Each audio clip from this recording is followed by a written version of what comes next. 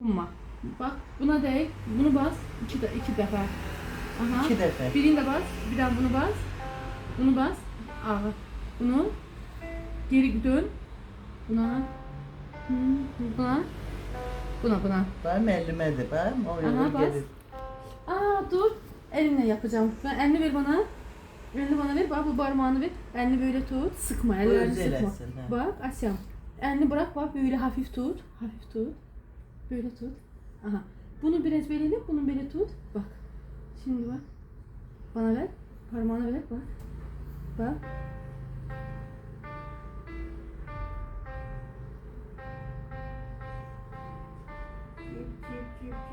Cip cücələrim.